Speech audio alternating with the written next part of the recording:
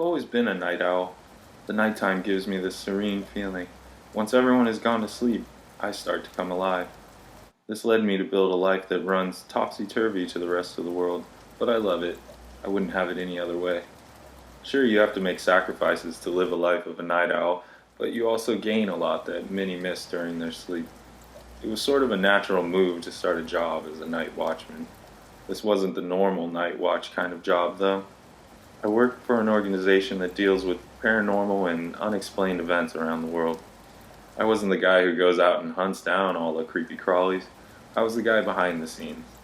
I worked in the stations hidden away from prying eyes. The majority of my job was uneventful. Occasionally I would see some orbs or have unexplained doors slamming or voices, but nothing that couldn't be shrugged off. The worst thing that ever happened to me was a case of severe goosebumps and maybe the heebie-jeebies.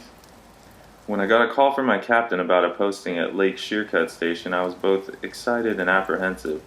I had heard stories about the Sheercut Station and the monsters that supposedly dwelled in the lake that the station overlooked. It was one of the more active stations in the area, but to me that meant it might be one of the safest and well protected of the stations. To be honest, the danger and possibility of something actually happening tempted me more than it frightened me. I had become so bored spending my nights watching and watching with nothing of note to share.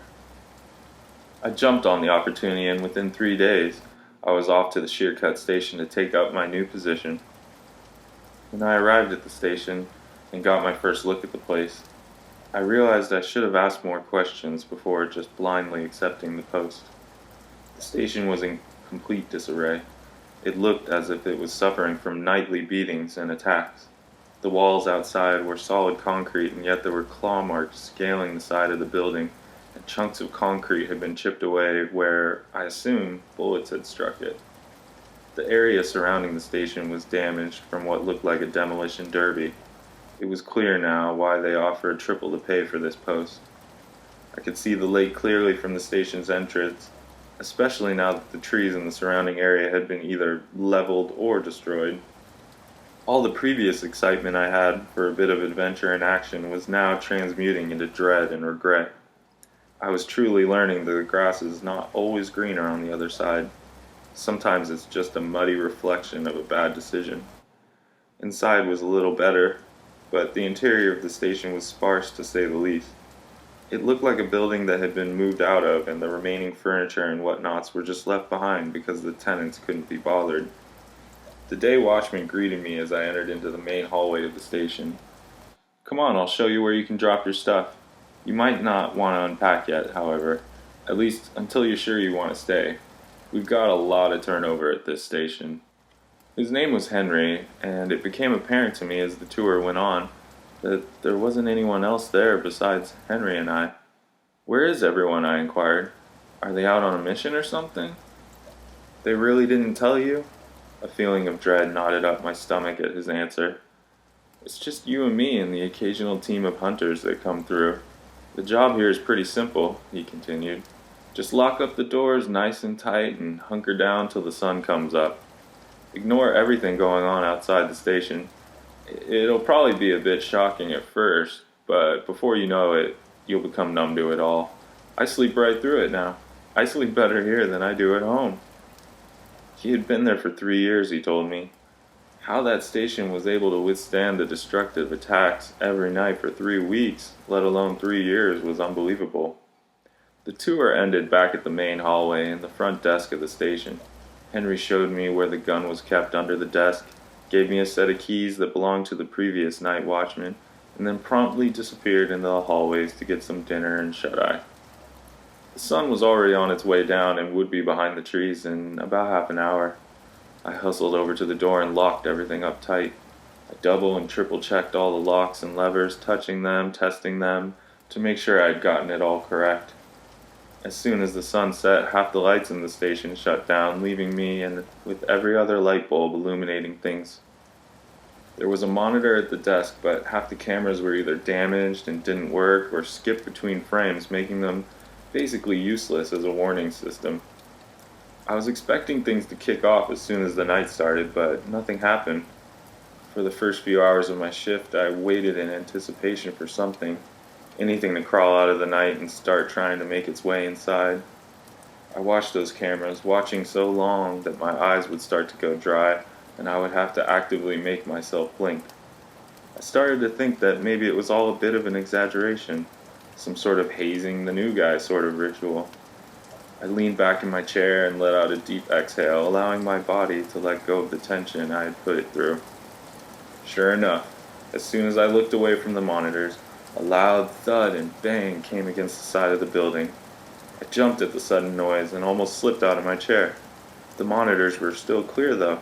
Again, a loud crash and a bump hit the wall, this time on the opposite side of the station. How did it get from one side to the other so quickly? And then another thud, and another, until I was surrounded by constant banging all around me. I felt like I was trapped inside a drum while everyone wailed away on it. I couldn't keep up with it all. I looked again at the monitors, and still nothing. The banging continued for 5 or so minutes before suddenly ending. A quiet set in just after that. It was a silence that began to sound loud. I could feel my heart beat in my stomach. How could Henry still be asleep? I waited in that silence for the banging to begin again, but instead came a sweet, delicate knock on the front door. Of course I checked the monitor, and there on the screen was a little girl standing at the front gate. I watched, puzzled. There was no way in hell that there was a little girl out here. It was obviously some sort of trick.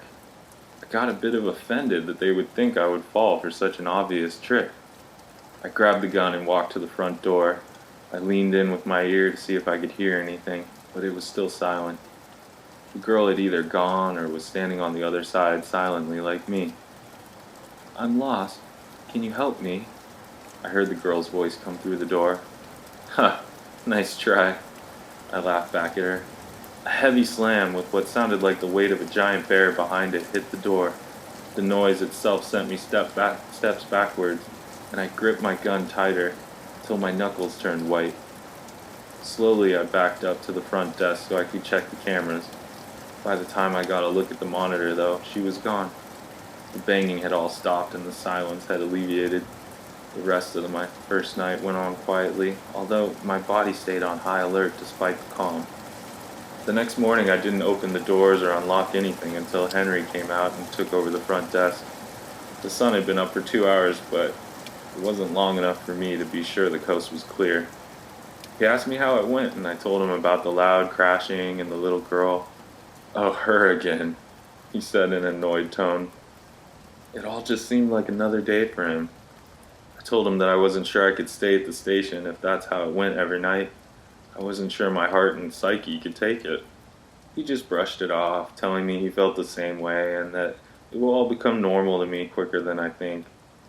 I didn't have an answer back for that. I just looked over at the door and around the rest of the station, wondering how long till the walls gave way or the door broke down, and whether I would be behind those walls when it did. For now, all I can do is cross my fingers and wait and see.